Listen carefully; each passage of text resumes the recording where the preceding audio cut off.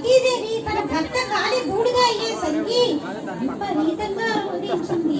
అయ్యో, నా తాతగారైనటువంటి లక్ష్మీదేవికి చెప్పండి, సిరికి నా భాగ్యం ఇంతేనేనా అని చెప్పండి. ఒక రకంగా కాదు, ఎన్నో విధాలుగా. ఎందుకంటే ప్రతి స్త్రీ కోరుకునేది ఏంటంటే, మన భారతదేశంలో ప్రతి స్త్రీ కోరుకునేది నా భర్త కళ్ళ ఎదుట నేను వెళ్ళిపోవాలని కోరుకుంటుంది. ఇంత పసుపు కుక్కలు నా ఎదుట ఉంటే చాలు అని ప్రతి ఆడది కోరుకుంటుంది. కాబట్టి ఇక్కడ కూర్చున్నటువంటి ముత్తైదువులందరికీ కూడా అలాంటి దీర్ఘ సౌమంగళ్యాన్ని అనుగ్రహించమని ఆ భ్రమరాంబ తల్లిని మనందరం కూడా వేడుకుందాం. ఆ రతీదేవి గుండె నవిసేలాగా ఏడ్చిందిట. అయ్యో, ఇదేంటి, నా భర్త ఇలా కాలిపోయాడు అంటూ ఎంతో ఏడ్చేసరికి అక్కడ ఉన్నటువంటి వనాల్లో ఉన్నటువంటి వనదేవతలకి కూడా కన్నీళ్ళు వచ్చేసాయట. అయ్యో, ఏంటి నాకు ఇంతగా ఏడుస్తుంది అని.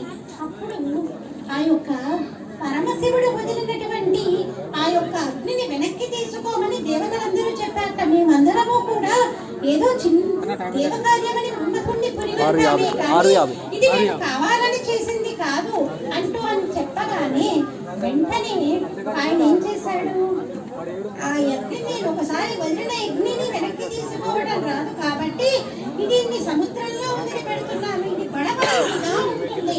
ఎప్పుడైతే లోకం ధర్మం తప్పుతుందో ఆ బలవాన్ని బయటికి వస్తుందని దాన్ని సముద్రంలో నిక్షిప్తం చేశారు.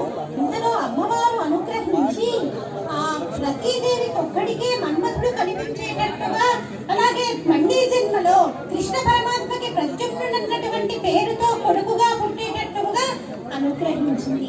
ఈ రకంగా తపస్సు చేసుకుంటున్నారైనా ఇలా జరిగేసరికి శివుడు వెళ్ళిపోయాడు, అమ్మవారు వెళ్ళిపోయింది. ఇక వీళ్ళకి ఎప్పుడు పెళ్ళైతుంది అని మళ్ళీ దేవతలందరూ ఏం చేశారు, పరమశివుడి దగ్గరికే వెళ్ళారు. ఏంటయ్యా ఈ సంగతి, ఎప్పుడు నువ్వు కళ్యాణం చేసుకునేది, ఎప్పుడు మీ ఇద్దరికి కొడుకు పుట్టేది, ఎప్పుడు మీకు మాకు ఈ తారకాసురుడి యొక్క విముక్తి లభించేది అని వేడుకోగానే వెంటనే ఆయన ఏం చేశాడు, నేను పార్వతీదేవి చెయ్యి పట్టుకుంటానని ఆయన ఏం చేశాడు, అంతటి పరమశివుడు కూడా సోది చెప్పేటటువంటి వాడిలా అవతారం మార్చాడు. మెడలో ఉన్నటువంటి పాములన్నీ తీసి ఆభరణాలన్నీ ధరించాడు. తన యొక్క జటాజూటాన్ని సోదెమ్మలు చెప్పేటప్పుడు పక్కకు కొట్టి ముడిలాగా వేసుకుంటారు, అలా ముడి వేసుకున్నాడు.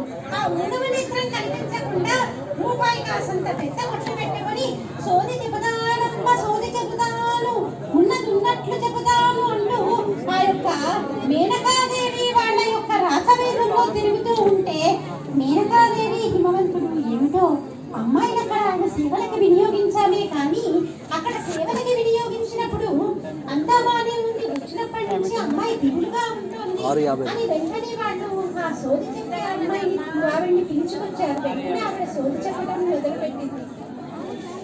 ఇక ఈ కొండల రాజులో ఈ అమ్మాయి కొన్ని రోజులే ఉంటుంది. తర్వాత ఈ అమ్మాయి ఆ యొక్క పరమశివుడికి అర్ధాంగిగా అవుతుంది. ఇప్పుడు ఈవిడ తపస్సు చేసుకోవడానికి వెళ్తుంది అని చెప్పంగానే వెంటనే ఆవిడ తపస్సు చేసుకోవడానికి సిద్ధపడింది. సిద్ధపడినప్పుడు ఆవిడ తపస్సు చేసుకోవడానికి సిద్ధపడి ఆవిడ వెళుతూ ఉండగా వచ్చి తండ్రికి చెప్పింది, అయ్యా నేను నాన్నగారు నేను తపస్సు చేసుకోవడానికి అడవులకు వెళ్తున్నాను అంటే ఆయన ఎన్నో రకాలుగా చెప్పి చూసారు, అమ్మ నీకు పడదమ్మా, నువ్వు రాజకన్యవి అది ఇది అని చెప్పినా ఆవిడ వెళ్ళలేదు. వెంటనే నువ్వు వెళ్ళి మీ అమ్మకి చెప్పు అని చెప్పాడు. నువ్వు వెళ్ళి మీ అమ్మకి చెప్పు అనగానే